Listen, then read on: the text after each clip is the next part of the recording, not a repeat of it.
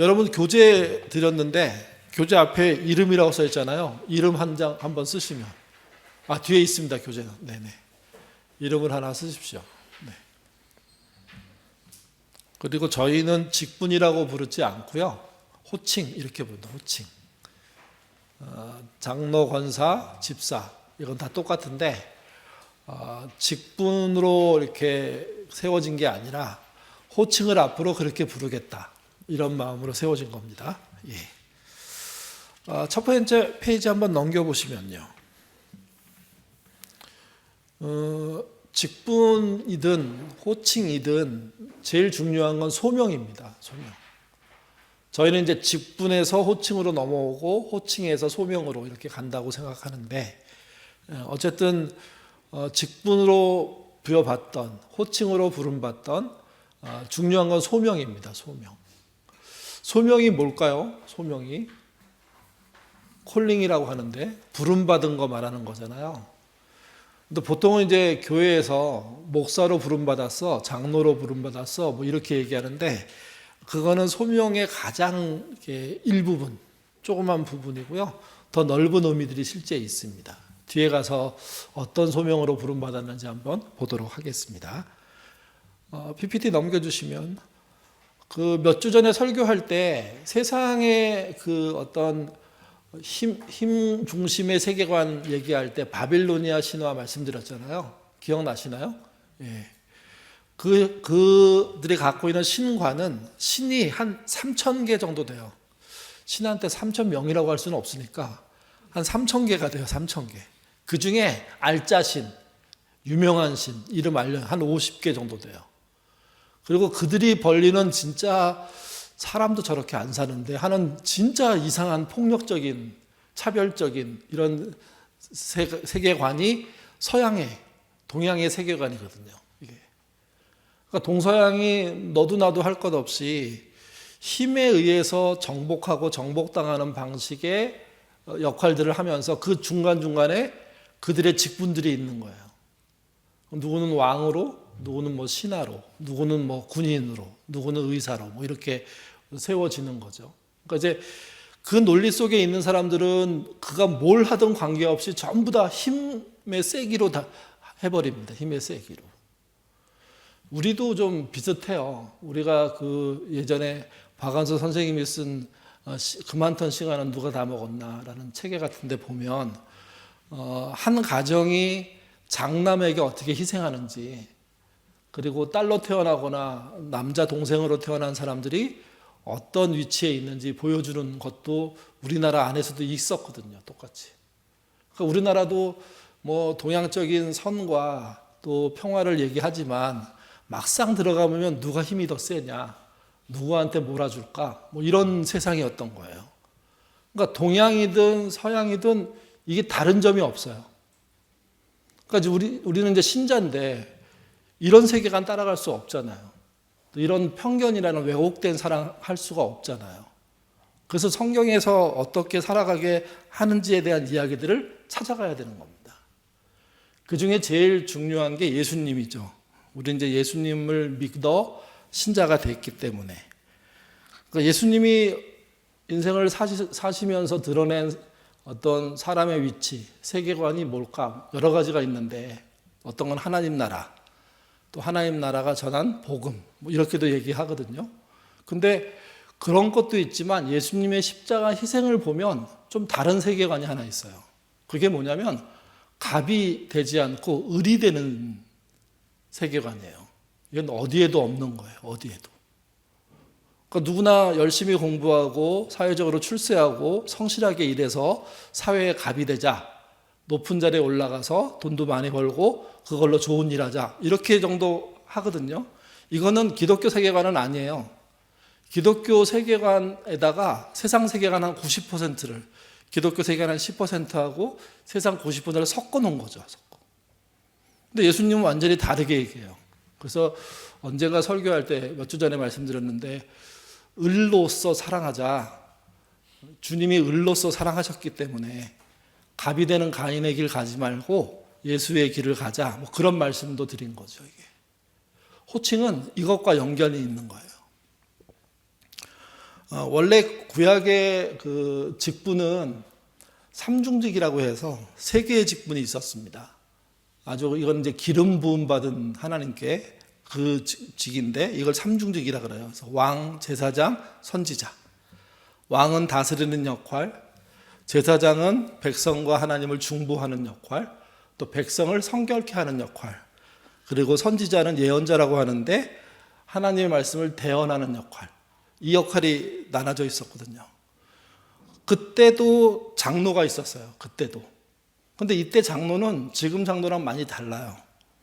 당시에 장로님은 연륜이 있어야 되고요.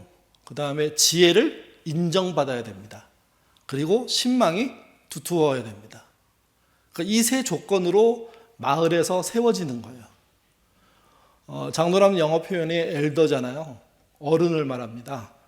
그러니까 오랜 삶의 경륜을 갖고 있으면서 삶의 지혜를 남에게 나눠줄 수 있고 그분의 삶에 바라본 후배들이 정말 좋은 분이라고 인정하는 그 모습이 돼야 되는 거죠. 그렇게 해서 누가 생기냐면 장로님들이 생겨나요. 그 장로의 자격이 정말 없다고 하면 마을이 거절해요. 거절. 그분들이 그 마을, 성을 대표해요.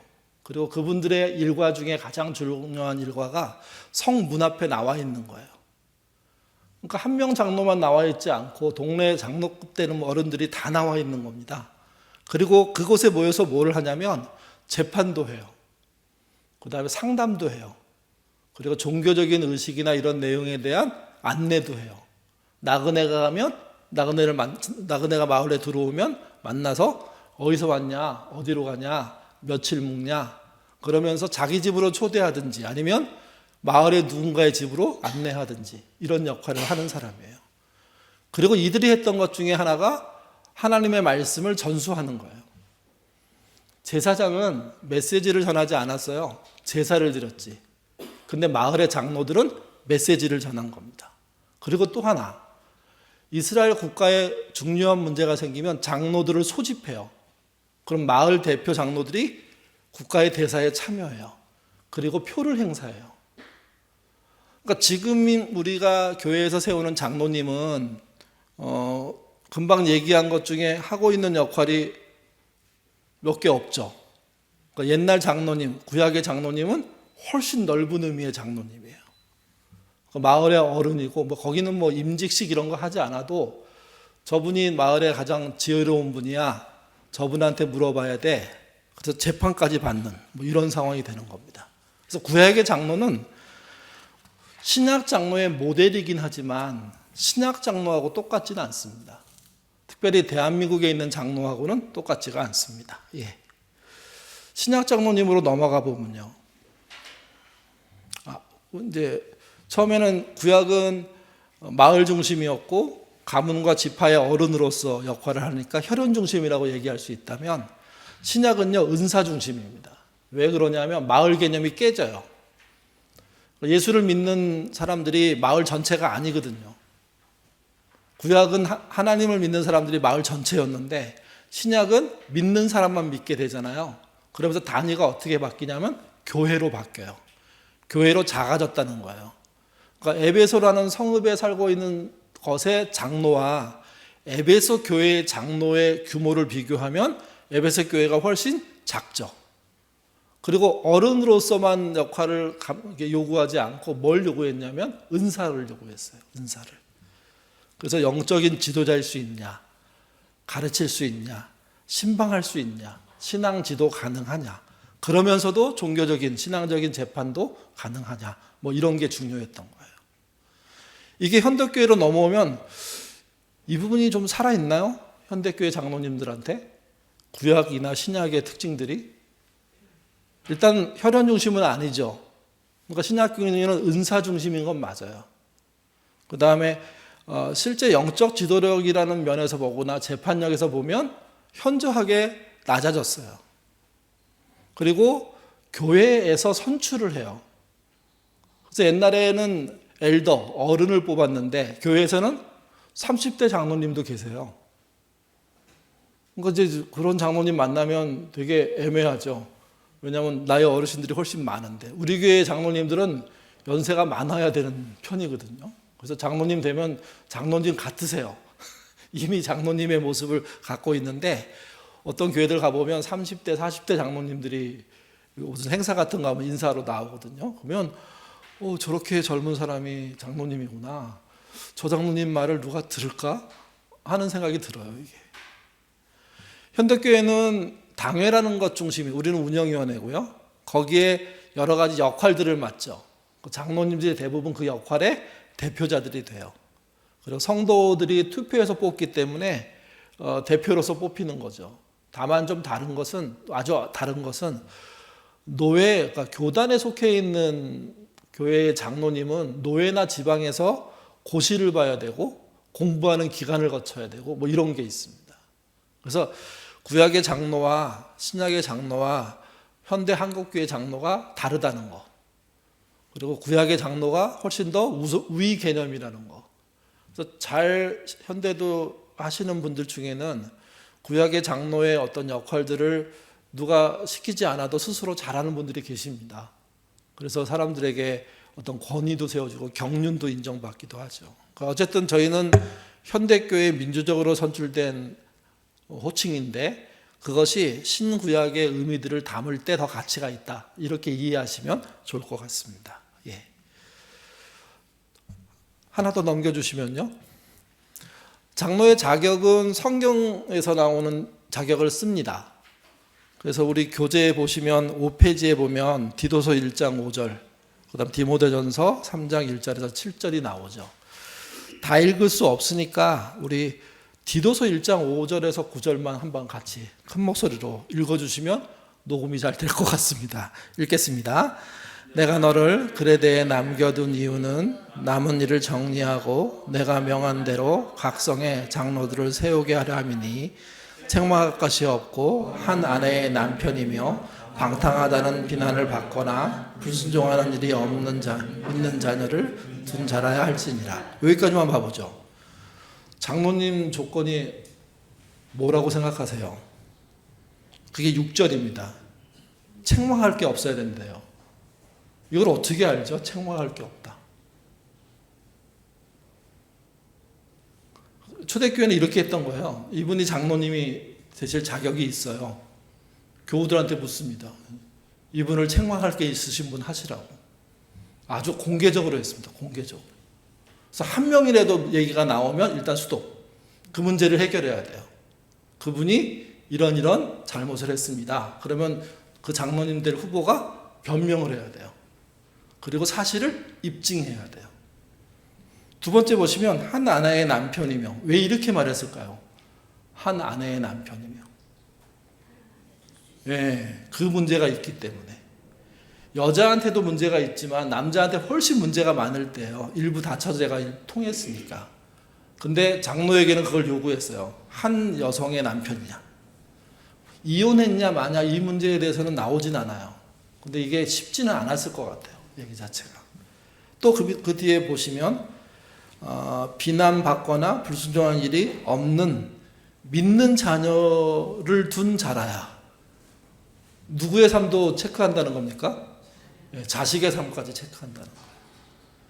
저희 이번에 장로님 세울 때 전에 이제 그 장로님을 세우는 TF 팀들이 요구한 게 하나 있는데 성경의 원칙에 따라 좀 질문지를 만들어 달라고. 그래서 질문을 20개를 만들었어요.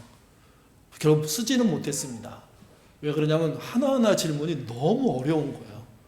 이러다간 단 한 명도 장로 못 되겠다.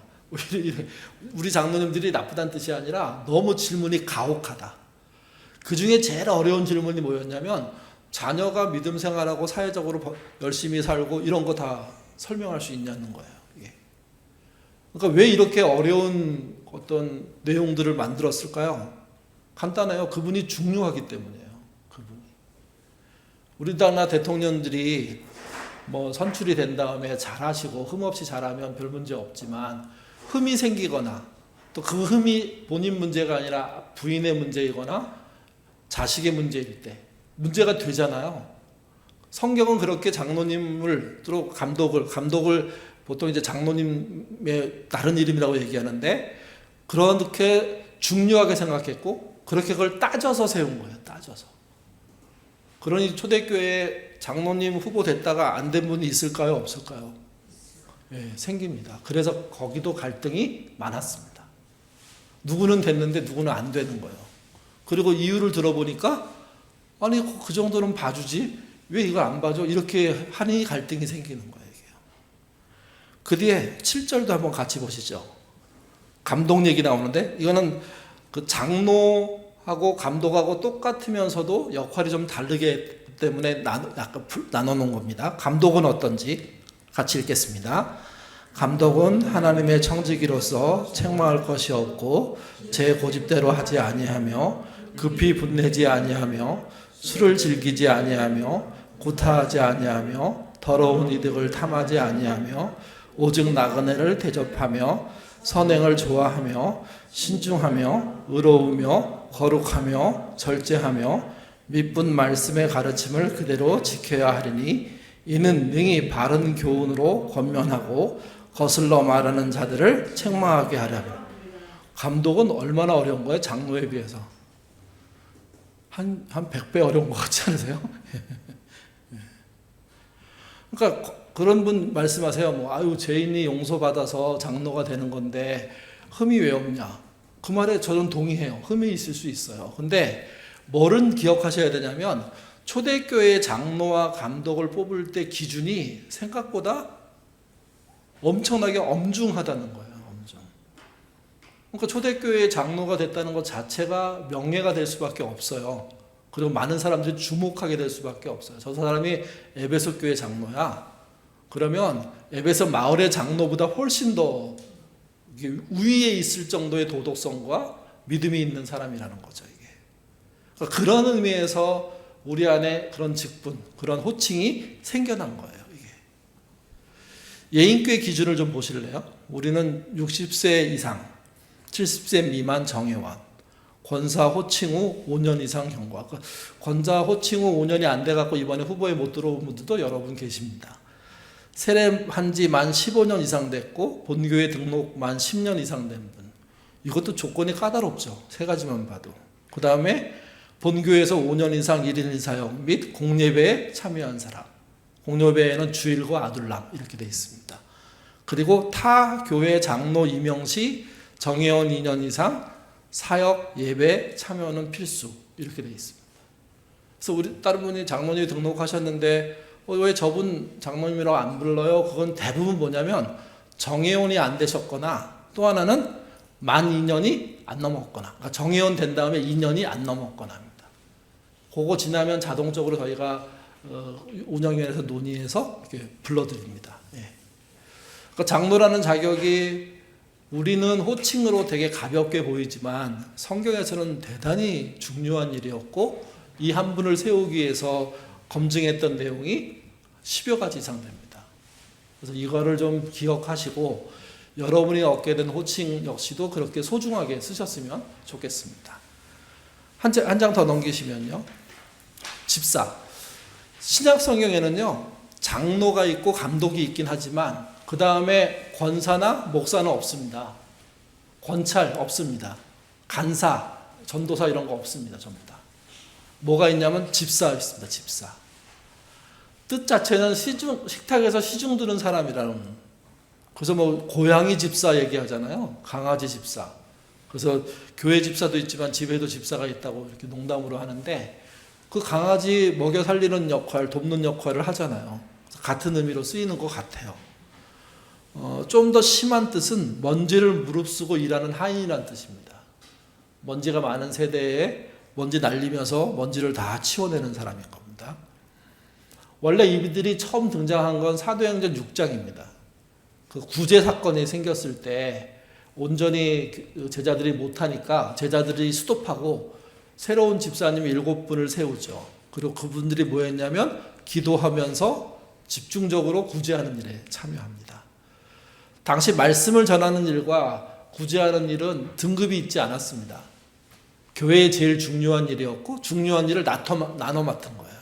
그래서 사도들이 있었으니까 사도들이 말씀을 전하는 역할을 맡고 집사님들이 교회를 건사하는 역할을 맡은 거죠. 특별히 그 중에 이제 구제 역할을 한 겁니다. 그래서 집사님이 등장합니다. 넘겨주시면요. 집사는 둘로 나뉩니다. 현대에 와서는. 안수 집사. 이게 원래 집사예요. 근데 이제 우리 현대교회는 안수 집사 밑에라고 표현해야 돼요. 왜냐하면 직급이라고 부르니까 집사를 만든 거예요. 그리고 이 앞에 설이라고 붙였어요. 설이 집사님은 1년 임시직이에요. 올해 임명됐다가 내년에 안 될 수도 있어요. 조건에 따라서. 그리고 그 당회가 임명해요. 안수하지 않고.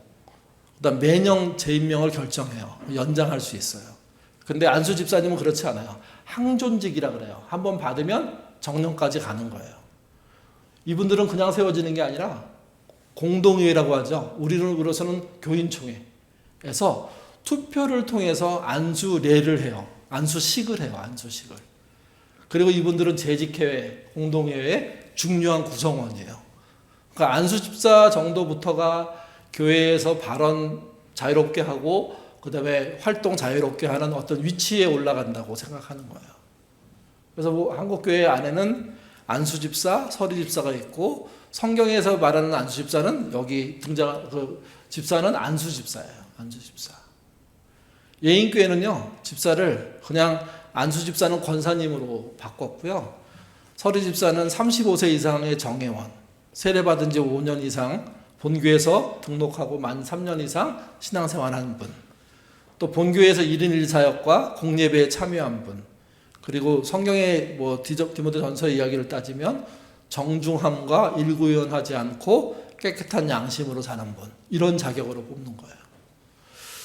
저희 교회에서 집사님 뽑을 때 정중함과 이런 일구의연 금지, 깨끗한 양심을 어떻게 테스트했을까요? 여기 두 분 집사님 계신데 어떻게 통과하신 것 같아요? 네? 이게 뭔 소리죠? 딸랑딸랑 소리. 노시정 집사님 어떻게 통과하신 것 같아요? 여러분 주변 분들의 평판입니다. 아, 그분 집사님 하셔야 돼. 아까 한경희 권사님 말씀하셨는데 이미 집사야. 처음부터 집사야. 진짜 집사야. 뭐 이렇게 이런 우리도 안 들은 것 같지만 저희 다 이렇게 청취를 하는 겁니다. 여러분의 뒷조사를 했다는 뜻이 아니라 주변의 이야기 정도는 듣고 어떻게 저희가 정중함을 다 따져요.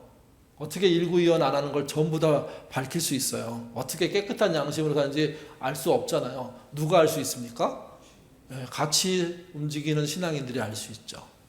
그리고 나머지 일상에 대해서는 그 정도 되는 분이구나 하는 동의 속에 하는 겁니다. 그래서 집사를 저희가 세우게 되는 겁니다. 예.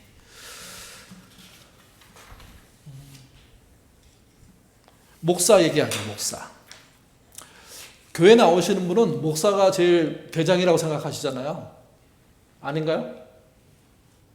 목사가 근데 생각보다 늦게 등장해요. 성경에 등장하지도 않아요, 사실은. 근데 성경에 에베소서 4장 11절에 여러분 교재에 보시면 7페이지에 4장 11절 말씀 같이 한번 읽어볼래요. 이 말씀을 기억해야 돼서 한번 읽는 겁니다. 읽겠습니다. 어떤 사람은 사도로, 어떤 사람은 선지자로, 어떤 사람은 복음 전하는 자로, 어떤 사람은 목사로, 교사로 삼으셨느니라. 여기 목사 있잖아요. 전에도 몇 번 설교 시간에 말씀드렸는데 이 목사가 원래 목사란 뜻입니까? 아닙니까? 아니에요. 목자란 뜻이에요. 목자. 그래서 포이맨이라고 하는데 양치는 사람, 그분 목동 목자 다 뭐 똑같은 얘기예요. 원래 원어는 목자예요. 목자. 이게 누군가 이렇게 번역한 거예요. 그리고 그게 전통이 된 거예요. 그리고 여기 봐. 여기 나오잖아. 신약 성경에. 근데 이게 신약 성경의 이야기가 아니라 후대의 첨가예요. 목사는 이때 등장하지 않아요. 물론 그 당시에 목사의 역할을 하는 사람이 없었냐 이렇게 말하면 그렇게 말할 수는 없어요. 왜냐하면 사도가 있었고 사도의 제자들이 있었거든요. 속사도라고 그래요. 제자의 제자. 그런 그룹이 12명이 아니고 꽤 많았어요. 사람들이. 그분들이 이제 어떤 교회에 속하게 되면 거기서 제자로서 교회를 건사하는 역할들을 감당했죠. 그러니까 목사란 이름은 없었지만 그와 비슷한 역할을 하는 사람들은 있었어요. 그리고 이제 초기 교회 완전히 지나서 이제 1세기, 2세기 교회로 가보면 그때 장로 등장하고 감독이 등장해요. 감독. 우리 앞에서 감독 봤잖아요. 그래서 그분들이 목사 역할을 한 분이다라고 생각해요. 그분들이. 그래서 그 감독과 장로가 혼용돼서 쓰이는데 어떤 장로는 우리가 알고 있는 구약시대의 장로 역할을 하는 분이 있는가 하면 어떤 분은 좀 더 다르게 이단과 싸우고 복음을 가르치고 그 다음에 신자를 양육하고 하는 일에 뛰어들면서 목사의 역할을 감당하는 감독이 있었던 거죠. 그리고 중세시대로 오면 이게 사제가 돼요. 이게 물론 이제 4세기부터 사제가 등장하는데 천주교에. 근데 4세기부터 15세기 사이에는 주로 목사라고 말할 수 있는 존재는 사제예요. 사제. 교황이 등장하기도 하고 교황 밑에 교회를 담당한 사람들 사제가 등장하죠. 그래서 그들이 목양의 기능을 합니다. 그리고 16세기 이제 우리가 말할 수 있는 종교개혁 시대가 오면 그때 현대적인 목사가 등장해요. 이때도 개념이 똑같아요. 사제를 대체하거나 교회를 맡아서 시구하는 장로 역할을 하는 사람, 그들이 저기가 되는 거죠. 그 목사라는 이름을 얻게 되는 겁니다. 그런데 특이한 건 그걸 시작했던 사람이 루터인데, 루터는 이 개념을 인정하면서도 동시에 다른 개념 하나를 얘기해요. 여러분 7페이지 끝에 부분에 루터라는 부분이 있습니다. 같이 한번 읽겠습니다. 그리스도인은 하나님 앞에 평등한 제사장이라고 했고 세례받은 모든 신자가 하나님 앞에 나아가기 위해 중간 매체체가 필요해 목사를 세웠고, 목사는 다른 신자보다 거룩한 계급이 아니라 공동체의 질서를 위해 교회인으로부터 직무를 위임받은 사람, 천주교 사제, 독신을 깨고 공동체의 부르심과 은사에 따라 목사로 세움. 예. 그러니까 사제가 모델인 거 맞습니다. 근데 사제가 갖고 있는 여러 기능들을 깹니다. 특별히 결혼을 한다는 문제에서는. 그러면서 루터가 주장한 거는 만인 제사장이다. 모든 신자는 성직자이다. 이렇게 얘기한 겁니다. 그러니까 목사를 특별하게 부른 게 아니라 목사를 교회에서 가르치는 일꾼으로 부른 겁니다. 그리고 그 일꾼을 부를 때 은사가 있어야 된다. 이렇게 생각을 한 거죠. 이게. 그래서 목사가 그런 시점에서 이렇게 등장했다는 거 기억하시면 좋겠습니다. 마지막으로 권사입니다. 권사. 우리가 지금 장로, 집사, 목사, 그 다음에 누굴 보는 건가 이제? 권사님. 예. 권사의 기본 뜻이요. 한문에 나와 있지만 위로하고 권면하고 그런 은사를 가졌다는 의미입니다. 특히 한국은 집을 신방하는 게 있거든요. 외국은 거의 없던데 그 집을 신방하는 문화를 통해서 권사님들이 중요한 역할을 했습니다. 목사랑 같이 가기도 하지만 여성인 경우에 여성의 문제를 들어주고 어려움들을 들어주고 그걸 목사랑 상의해서 풀어주고 하는 역할. 그래서 이제 목사와 교인 사이에 중간에 권유하고 권면하는 아주 소중한 역할들을 요즘으로 말하면 상담하는 거죠. 그리고 응원해주고 하는 역할이 권사님의 역할입니다. 이 역할은 목사보다 더 늦어요. 18세기 영국에서 시작돼요. 이게. 그리고 설교자나 지도자를 일컫는 자로도 쓰이긴 했지만 권면자라고 씁니다. 이거 좋다라고 얘기하는데 이게 이제 미국을 거쳐서 우리나라에 들어오면서 뭐 전도 부인이라고 불리기도 하고 또 나중에 권사님이라고 하고 또 여자 성도들 중에 충분히 안수 집사님 돼서 장로님 될 수 있는 분인데도 불구하고 아직 여성의 인권이 신장되지 않은 상태에서 그러면 그대로 두는 게 맞냐 논의하다가 그럼 권사라는 자리를 주자. 그래서 장로님급입니다, 사실은. 그러니까 요즘은 뭐 권사들이 너무 많이 임명하는 데가 많아서 그런 모습이 덜 나타나지만 여자 성도들 중에 장로가 충분히 되고도 남을 분들을 뭐로 세웠냐면 권사로 세운 겁니다. 그리고 이들의 역할은 권면하는 겁니다. 권면. 거기 표가 하나 있고 앞에 화면에도 그림을 하나 그려놨는데 장로는 머리 역할이라고 볼 수 있어요. 아니, 머리 역할은 예수님이죠. 손과 발 역할이라고 볼 수 있어요. 그리고 그래서 행정이나 그 실무 봉사 같은 거를 하시는 거죠. 권사님은 위로자 역할입니다. 신체로 따지면 입술과 마음, 그래서 기도와 신방이 또 위로하는 역할들을 하셨고, 영적인 성숙함으로 사람을 포용해 주는 거예요. 그걸로 상담도 하는 거고요. 그 다음에 제가 거꾸로 얘기했네요. 장로는 치리자가 맞는데, 집사가 손발, 권사가 입술과 마음, 장로가 머리와 눈 역할을 하는 겁니다. 그래서 장로는 앞장서서 교회를 수호하고 교리를 수호하는, 행정을 결정하는, 판단력을 내리는 이런 쪽의 모습으로 이게 집약되어 있습니다. 이게.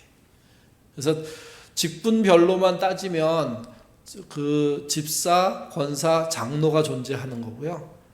다만 현대 장로에서 조금 이제 그 구분해야 될 게 하나 있는데, 가르치는 장로가 있고 치리하는 장로가 있습니다.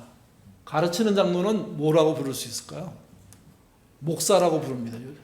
그 다음에 치리하는 장로는 당회, 운영위원회에 계신 분들을 얘기하는 거예요. 그래서 요즘은 장로를 둘로 나눠서 부르는 교회도 꽤 있습니다. 그리고 이제 목사가 은퇴하잖아요. 그러면 장로로 돌아가는 교회도 있습니다. 원래 장로였잖아. 근데 가르치는 사명을 가지고 목사로 활동했지만 이제 나이가 차서 그러면 뭐 어떻게 부를까 하면 목사라고 부르면 후임 목사랑 혼란이 생기니까 아예 교회적으로 당신은 다시 장로로 돌아가야 돼. 그렇게 부릅니다. 그래서 아까 방인성 목사님 오셨잖아요. 그 교단이 그래요. 방인성 장로님이에요. 은퇴하고 나면. 근데 이제 외부적으로는 그렇게 안 되니까 불러드리는 거죠. 예. 하나 더 넘겨주시면요. 예. 너무 빠른가요? 예. 이 정도 해야지 안 좋으실 것 같고 40분 안에 끝날 것 같아서 지금. 저희 교회 이제 특징 하나 말씀드리는 거예요. 저는 원래 직분을 해야 된다고 생각했어요. 처음에. 교인들하고 그렇게 우리 직분으로 하자 그랬더니 우리 교인들이 이제 정한 건데, 전에 교회, 우리 교회 말고요. 이전 교회에서 그 직분 장로님들이 문제를 일으켜가지고 교회가 어려워진 케이스가 여러 개 있더라고요. 목사님만 문제를 일으키는 게 아니라 장로님들도. 그 중엔 되게 웃긴 얘기 많아요. 그 호적의 나이가 틀렸다고 해서 그 70세 은퇴하시잖아요, 장로님이. 근데 4년 연장한 케이스도 있대요. 그리고 그분이 뭐 재정을 쥐락펴락했다고. 지금도 그 교회를 다녔던 분들은 가끔 그 생각나면 똑같은 얘기를 제가 한 30번은 들었을 거예요. 걔 막 침을 튀시면서 얘기하세요. 그래서 그런 얘기를 하시면서 그 직분으로 세우는 거 반대다. 왜냐하면 그거를 벼슬로 한다. 그러지 말자. 그 목사도 우리는 수평적으로 본다고 얘기하는데, 장로님을 직분으로 뽑아버리면 장로님이 제일 높은 직책이 되지 않냐. 그래서 호칭으로 바꾸자. 저랑 꽤 길게 싸웠습니다. 저는 직분이 필요하다. 우리 교인들은 아니다. 호칭으로 다 바꾸자. 그래서 저는 동의하지 않은 채로 교회가 결정한 거예요. 호칭으로. 근데 여러분 보시기엔 저는 호칭주의자 같잖아요. 아닌가요? 저는 항상 교회를 그렇게 했어요. 저는 제 의견을 내고 교인은 교인 의견을 냈는데, 이게 토론 과정을 거쳐서 나중에 투표하거나 결정이 되잖아요. 그러면 저는 제 입장을 교회가 안 했음에도 불구하고 제 입장은 유지하지만 호칭제를 변론하는 쪽에 쓰는 거를 하는 거예요, 항상. 그래서 어느 날 제가 막 주장했다가 교회가 이렇게 한다 그러면 정 목사가 입장을 확 바꾸거든요. 설교할 때. 저렇게 쉽게 바뀌어 이렇게 생각하지 마시고 안 바꿔요, 저는. 왜냐하면 저 생각이 있기 때문에. 그렇지만 교회가 필요하다고 하니까 그러면 호칭은 이렇게 합시다. 이렇게 합시다 하고 제시를 해드리는 거예요. 그래서 이 얘기하면 정 목사가 아직도 호칭제를 싫어해. 이제 싫고 좋을 거 없고요. 20년 됐으니까. 근데 저는 직분제를 동의했지만 호칭제로 하기 때문에 호칭제에 대한 이야기를 정리한 거예요. 쭉. 직분의 가장 큰 문제는 직급이에요. 그래서 계급이 생겨요. 이 계급의 제일 우두머리가 누굴까요? 그렇게 생기는 거예요. 생긴 순서대로 생기면 누가 제일 높아야 돼요? 역사적으로 생각하면 장로가 제일 높아야죠. 그 다음에 누구예요? 집사죠. 그 다음에 누구예요? 목사고, 그 다음에 누구예요? 권사예요. 예. 이게 원래 역사적으로 따지면 그래요, 이게. 예. 근데 그게 이제 교권이라는 것을 목사가 쥐고 있고, 신학교라는 특별한 기관에서 훈련받고 교회로 오기 때문에 권위가 더 세요. 우리나라는 학력을 원체 좋아하니까 교회도 똑같아요, 사실은 따지고 보면. 그래서 목사가 우두머리가 돼요. 그래서 어떤 일이 발생하냐면 우리 교회 몇 년 있다가 후임 뽑아야 되잖아요. 몇 살 목사님이 올지 모르죠. 아니면 목사님이 아니고 다른 분이 올 수도 있고. 근데 어쨌든 목사님이 온다고 치면 30대 목사 있잖아요. 40대 목사도 있고 50대 목사도 있습니다. 여러분 생각해 보세요. 미래를 생각해서 우리 40대 목사 뽑읍시다. 그래서 뽑아요. 여기 계신 분들하고 몇 살 차이 나나요? 우리 권사님하고 몇 살 차이 날까요? 40살짜리 목사가 오늘 왔다. 네? 30살 넘게 차이 나잖아요. 네. 근데 그게는 그 목사가 결정한 게 법이야. 그러니까 직분의 문제는 그거예요. 경륜도 없고, 하여튼 뭐 경험도 없고, 교회 역사도 잘 모르는 분이 신학교를 나왔다는 이유 딱 하나 때문에 뭐가 됩니까? 우두머리가 되는 거예요, 이게. 저는 이거는 지혜롭지 못하다고 생각해요. 물론 뭐 은퇴 직전에 목사를 놓고 이렇게 자주 흔들어야 된다고 그렇게 말씀드리는 거 아니에요. 사실은 교회가 공동체니까 유기적으로 움직일 필요가 있거든요. 그리고 어린 사람은 배울 필요도 있고, 어린 목사도 직분으로 따지면 제일 높다고 어른들이 모셔주지만, 근데 본인의 입장에서는 배워야 될 단계죠. 만약에 40대 목사님이 오시면 저는 별소리 없이 한 10년 동안 열심히 배운다는 마음으로 하시면 교우들이 어우 고마워 이렇게 할 거예요. 근데 오자마자 아우 전임자는 다 틀렸어, 내가 새로 할래 하고 이제 막 해버리면 이 보통 일이 아닌 겁니다. 그래서 직분의 장점이 있음에도 불구하고 지금과 같이 계급이 돼버리면 엉망이 될 가능성이 높아요. 더군다나 옛날에는 목사님이 교회에서 제일 많이 배운 분이었어요. 제일 많이 희생하는 분이었어요. 제일 많이 배운 분이 제일 많이 희생하니까 많이 배우지 못한 교우들이 존중했죠. 그럴 수밖에 없고, 또 교회의 재산도 목사님한테 맡겼어요. 그분이 선한 일에 쓰도록 했으니까. 그래서 누군가 어려움 당하면 뭉칫돈을 줘요, 목사님이. 목사님이 돈이 있어서가 아니에요. 교회 돈이에요. 그걸 주면서 김 집사 힘내, 우리가 이렇게 응원할게. 근데 그 결정을 목사님 혼자 했다고요, 이게. 근데 민주적인 사회로 오면서 이게 문제가 있구나, 그리고 편견이 생길 수 있구나, 차별도 되겠구나, 이런 문제가 생기면서 이제 민주적인 모습으로 가니까 호칭제라는 것은 그런 의미에서 오히려 발전된 의미예요. 오히려 모든 호칭자가 교회를 같이 하는 거죠. 그리고 교회를 같이 하는 방식은 사역에 참여하는 거예요. 사역에. 저는 여기 계신 분들이 호칭을 이제 받으셨는데 그냥 호칭 받은 것으로 끝, 저는 그게 아니라 참여하셨으면 좋겠어요. 근데 온유 권사님한테 참여하라고 그러면 그건 좀 그렇잖아요. 그러니까 그런 어르신들은 편하게 신앙생활을 하시지만 연세가 스스로 나는 좀 젊다고 생각하는 분들은 어떤 일에 들어오셔서 함께 해주고 아둘람에 함께 해주셔야 되는 거예요. 그리고 호칭의 가장 중요한 점은 유기적으로 순환시키기 위해 하자는 그걸 말하는 거죠. 예. 자, 하나 더 넘겨주시면요. 많은 제사, 그게 다른 말로 하면 많은 제사장이에요. 모두가 성직자라는 거죠. 성직자일 때 가장 중요한 건 계급이 아닙니다. 소명을 갖는 겁니다. 소명. 지금 9페이지 정도 하고 있습니다. 그리고 목표는 상호 존중이에요. 또 교회를 민주적으로 운영하는 거예요. 많은 제사장은. 제가 이제 저희 교회에 오고 민주적인 교회를 하자고 제안했을 때 많은 제사장이라는 정신을 가지고 설명했던 거예요.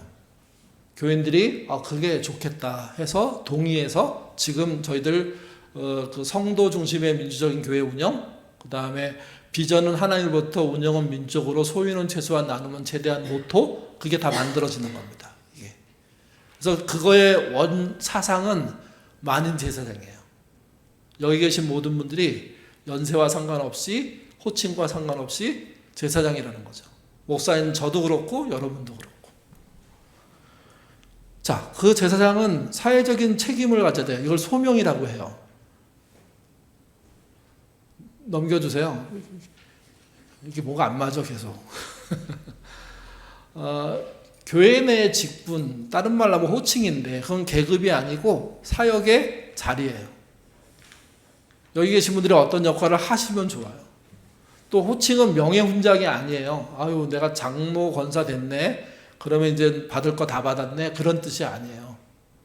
오히려 호칭이지만 섬기는 위치에 서 주십시오 하고 교회가 권하는 거예요. 이게. 집사님도 똑같은 거죠. 이게. 예. 그래서 몸의 지체를 섬기는 어떤 일에 참여 부탁을 드립니다. 예. 또 넘겨주시면요. 그 섬김의 현장은 교회만이 아니에요. 일상의 일터, 현장이에요. 삶의 현장. 그러니까 할머니 되신 권사님들은 가정의 어떤 자녀들의 어려움들을 돕는 역할, 이게 소명 중에 하나죠. 그게 유일한 소명은 아니지만.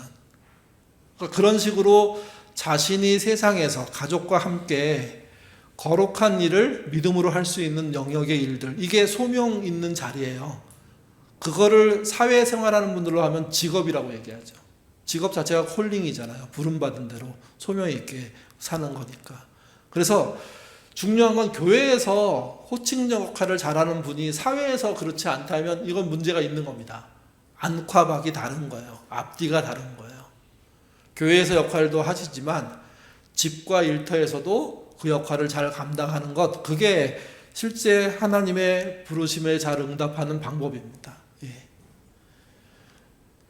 소명자에게 또 하나 중요한 거는 전문성을 갖는 거예요. 이걸 오해하지 마세요. 의사가 되란 뜻이 아니에요. 기술자가 되란 뜻이 아니에요.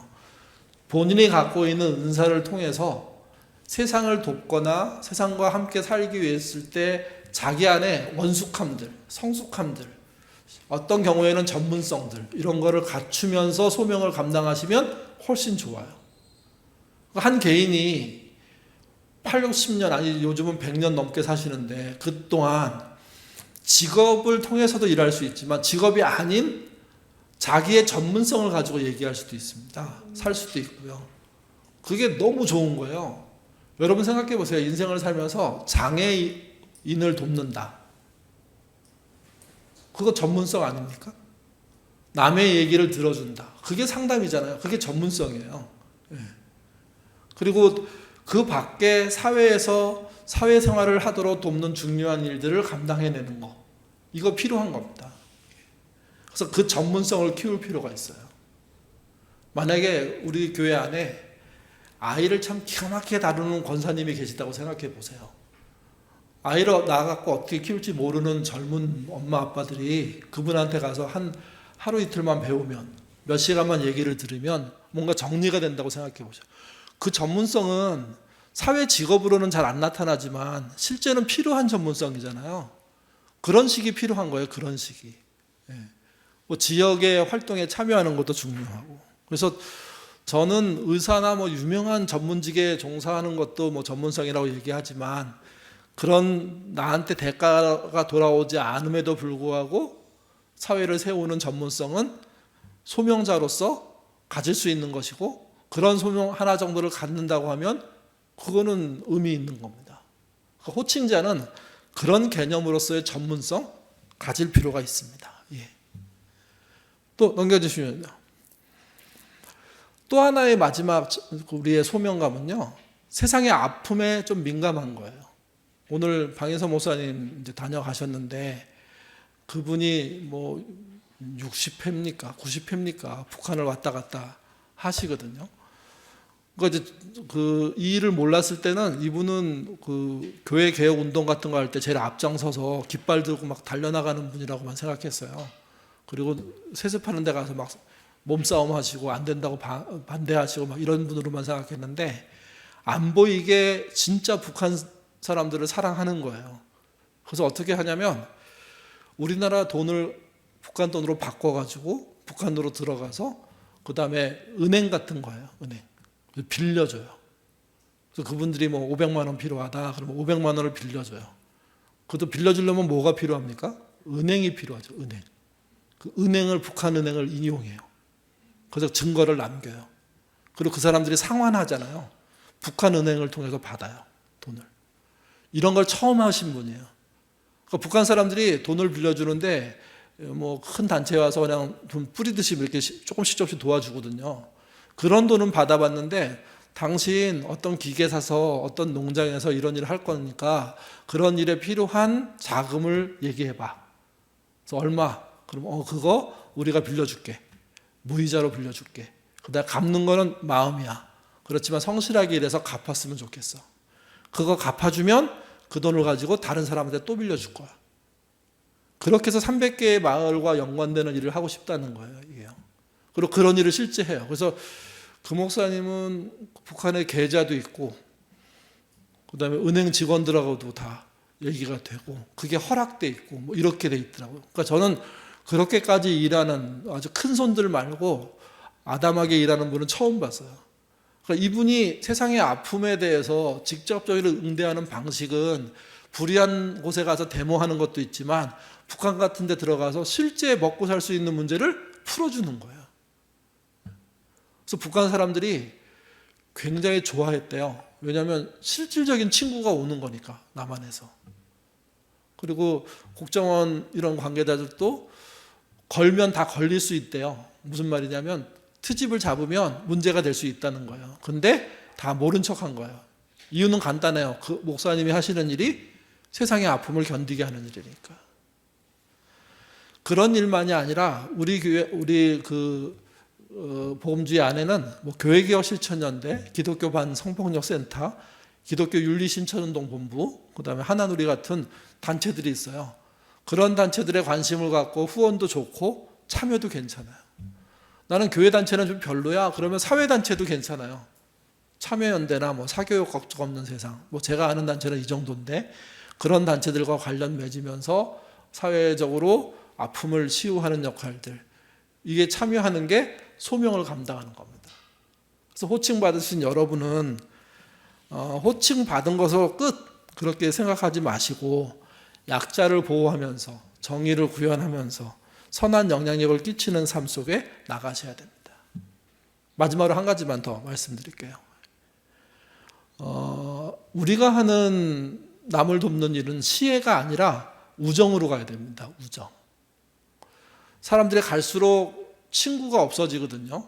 저는 우리 여기 계신 분들은 나이가 드셔서 인생 말년에 가더라도 믿음 안에서 또 사회적으로 친구들이 끊이지 않았으면 좋겠습니다. 그런 분들이 한 10명 정도는 있어서 여러분이 돌아가셨을 때 뭐 자식 관련돼 가지고 교회 관련돼 갖고 와서 애도하는 사람도 있지만 진짜 친구여서 애도하는 사람들이 있었으면 좋겠어요. 그런 것을 만드는 자리가 어디냐? 그게 우리가 부름받은 자리라는 겁니다. 그러니까 교회에서 하는 선한 행동은 하고 우정이 안 생긴다면 저는 반밖에 못한 거라고 생각합니다. 우정이 생기는 좋은 관계들을 만드는 거, 그게 부름받은 자들이 해야 될 일이고, 그게 호칭으로 부름받은 여러분들에게도 이제 다시 한번 마음의 각오를 하고, 그래 내가 이 모든 것을 누군가에게 뭘 나눠주는 것으로 끝나는 게 아니라 나랑 뭐 나이도 좀 다르고 나랑 생활 수준도 좀 다르고 나랑 학력도 다르더라도 우정 있는 관계로 가는 것을 목표로 좀 살아보자. 그렇게 사셨으면 좋겠습니다. 그래서 동년 친구나 비슷하게 사는 생활 수준의 동료도 있지만 고난받는 이들이 여러분의 친구가 되고 그 친구를 위해서 여러분이 애쓰고 노력하는 그런 현장들이 있게 된다면 호칭 받으신 거, 부름받은 대로 사는 거 잘하신 일입니다. 그런 일에 나가시는, 그래서 나름 이렇게 성숙해지시는 저와 여러분 되시기를 부탁드립니다. 강의는 여기까지입니다. 교재 보시면 11페이지에 금방 한 얘기를 짧게 정리해 놨습니다. 요약판이거든요. 요즘 설교하고 나면 요약판 올리잖아요. 읽어보셨어요? 설교 요약판? 도움 되십니까? 예, 강의 요약판입니다. 앞에 나 약간 졸았어. 상관없이 이거 쭉 읽으시면 이런 맥락의 이야기구나 알 수 있습니다. 예. 혹시 질문 있으시면.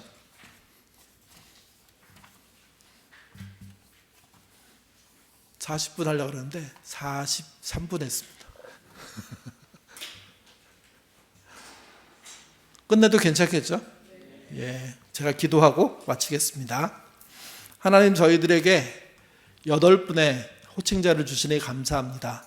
장로님 2분, 또 집사님 2분, 권사님 4분, 8분의 식구가 늘어난 듯한 기쁨이 있습니다. 특별히 나이 많으심에도 불구하고 느지막하게 이런 호칭을 드려서 죄송한 마음도 있습니다.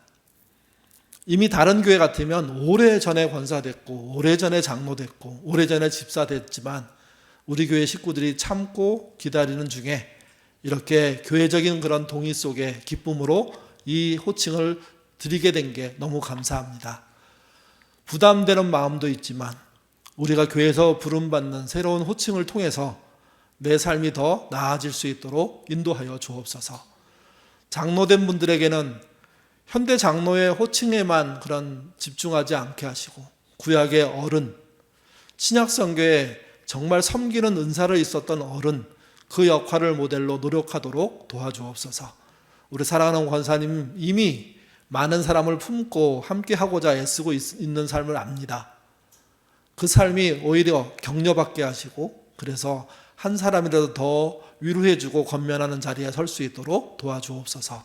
집사님으로 세움받은 우리 2분 함께해 주셔서 어색하지만 신약의 집사님들 그들이 했던 역할들을 생각하며 자신의 집사 역할들을 잘 찾아갈 수 있도록 인도하여 주옵소서. 특별히 교회 안에서, 직장에서, 그리고 마을에서도 이 호칭다운 삶 살기를 원합니다. 도와주시옵소서. 저희들 안에 이런 시작이 있으니 이제 주님 나라 갈 때까지 잘 견지하고 잘 사용하게 하셔서 호칭받은 의미가 있도록 그리고 그 결과가 있도록 도와주시옵소서. 감사하며 예수님 이름으로 기도드립니다. 아멘.